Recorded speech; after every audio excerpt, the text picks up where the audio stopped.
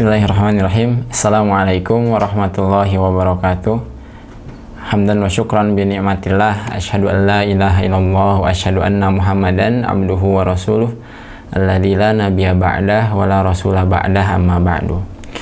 Ikhwah fillah sekalian, bertemu dengan saya Nur Falah dalam channel Maki Peduli di bawah naungan Yayasan Maki Peduli Indonesia, yang insyaallah pada kesempatan kali ini kita akan mendalami belajar tentang Sirah Nabawiyah. Dalam pertemuan pertama yang telah lalu, kita telah membahas geografis atau letak geografis bangsa Arab, di mana letaknya diapit oleh negara apa saja dan bagaimana kondisi Arab waktu itu.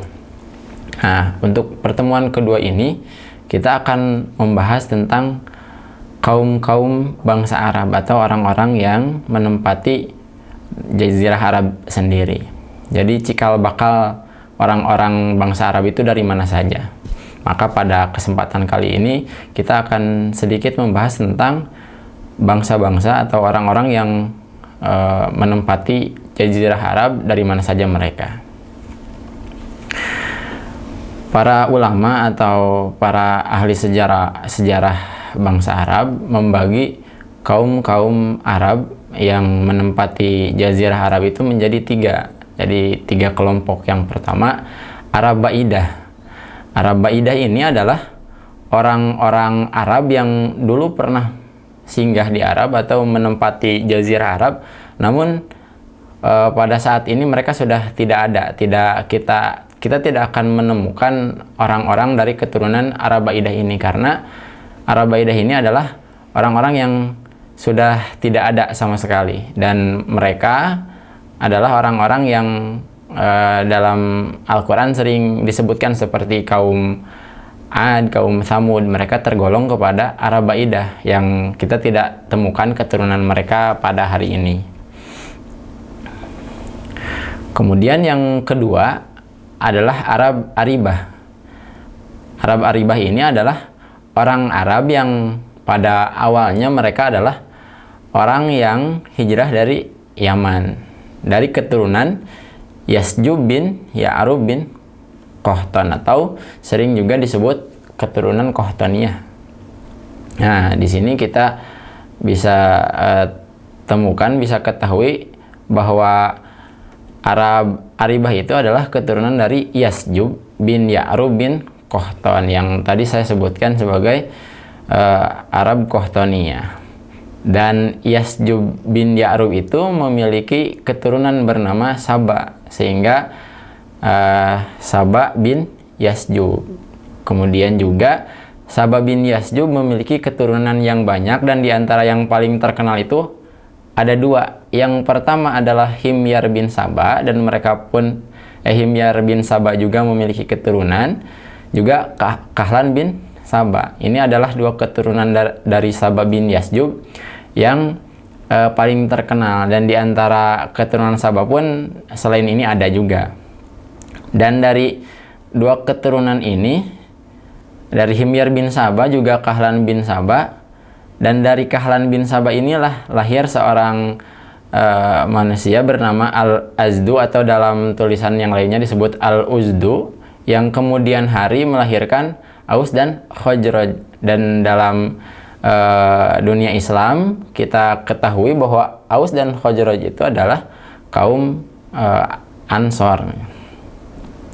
Nah, dan karena mereka dari Yaman, dan kenapa mereka bisa menyebar ke seluruh Jazirah Arab, ternyata cikal bakalnya atau sebab yang melantarani mereka bisa menyebar itu ada dua pendapat sebetulnya. Yang pertama, mereka menyebar karena banjir besar. Jadi mereka menyebar ke seluruh Jazirah Arab mencari tempat yang lebih aman, yang bisa mereka singgahi, dan mereka bisa mencari mata pencaharian di sana setelah banjir besar. Ada pula yang mengatakan mereka menyebar ke Jazirah Arab itu bahkan sebelum banjir besar ini terjadi.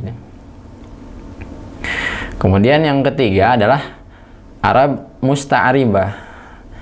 Arab Musta'ribah ini adalah orang Arab yang juga disebut dengan keturunan Adnaniyah.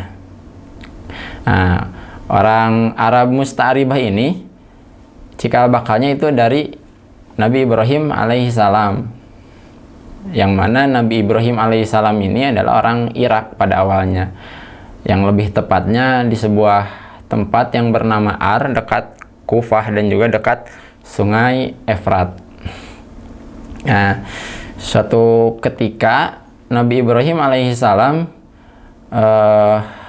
hijrah atau bepergian ke sebuah tempat bernama Hurron, dan itu adalah tempat yang masih termasuk bagian dari Palestina. Dan Nabi Ibrahim alaihissalam ini menjadikan Palestina sebagai tempat berpijak awal untuk dakwah yang dibawa beliau. Dan karena Nabi Ibrahim alaihissalam senantiasa bepergian melakukan dakwah, dan pada suatu hari sampailah Nabi Ibrahim pada suatu tempat yang dimana di tempat itu terdapat raja yang kuat, sombong, juga berlaku sewenang-wenang. Dan pada saat itu Nabi Ibrahim alaihissalam telah menikah dengan Siti Sarah, Sayyidah Sarah. Dan pada waktu itu raja atau penguasa itu berkeinginan untuk membuat tipu daya terhadap Sarah atau Sayyidah Sarah. Namun Sayyidah Sarah berdoa kepada Allah Subhanahu wa taala sehingga tipu daya itu tidak mental, ya. Tidak bisa melemahkan Sayyidah Sarah. Dan dari sanalah diketahui bahwa Sayyidah Sarah adalah seorang perempuan yang solihah. Singkat cerita, ada seorang wanita yang bernama Sayyidah Hajar. Ya, dikatakan oleh sebagian ulama bahwa Sayyidah Hajar adalah seorang pembantu yang membantu Sayyidah Sarah, dan dihadiahkanlah oleh Sayyidah Sarah Sayyidah Hajar itu kepada Nabi Ibrahim. Dan singkat cerita, Nabi Ibrahim alaihissalam dengan Sayyidah Hajar, dan Sayyidah Hajar mengandung Ismail dan melahirkan Ismail. Dan karena Sayyidah Sarah memiliki watak kemanusiaan yang tidak bisa dihilangkan seperti manusia atau perempuan yang lainnya, dia merasa cemburu karena dia belum memiliki anak, sementara Sayyidah Hajar dikaruniai anak oleh Allah Subhanahu wa taala. Maka Sayyidah Sarah menyuruh Nabi Ibrahim membawa Sayyidah Hajar ke suatu tempat, dan dibawalah Sayyidah Hajar oleh Nabi Ibrahim alaihissalam ke suatu tempat yang sangat gersang, yang dimana di tempat itu pada waktu itu adalah tempat yang tidak ada pepohonan dan tidak ada kehidupan sama sekali, yang saat ini kita kenal sebagai Baitul Haram, Bakkah. Nah, dan dari pernikahan Ibrahim alaihissalam dengan Sayyidah Sarah itu kan melahirkan Nabi Ismail alaihissalam. Dan ketika Sayyidah Sarah dan Nabi Ismail alaihissalam disimpan di suatu tempat yang gersang itu, dan singkat cerita Nabi Ismail alaihissalam menemukan pasangan hidupnya yang sebelumnya beliau bercerai, dan yang istri keduanya inilah, dari istri kedua inilah beliau mendapatkan keturunan yang banyak dari istri itu, di putri Mudod. Nah, dari putri Mudod ini lahirlah keturunan Nabi Ismail alaihissalam berjumlah 12 orang, dan dari 12 orang itulah menyebar dan memiliki keturunan, sehingga keturunan-keturunan itu hijrah ke tempat-tempat yang luas, ke seluruh Jazirah Arab, bahkan dikatakan menyebar pula ke luar Jazirah Arab. Maka kita bisa ketahui dari sini bahwa cikal bakal dari orang Arab itu ada 3. Yang pertama Arabaidah, yang dulu pernah menempati Jazirah Arab yang sekarang sudah tidak ditemukan keturunannya. Kemudian Arab Aribah, yaitu orang Arab yang awal mulanya dari Yaman, dari keturunan Yasjub bin Ya'rub bin Qahtan, atau disebut juga Arab Qahtaniyah, juga dari Arab Musta'ribah, yang itu semua adalah keturunan dari Nabi Ibrahim alaihissalam.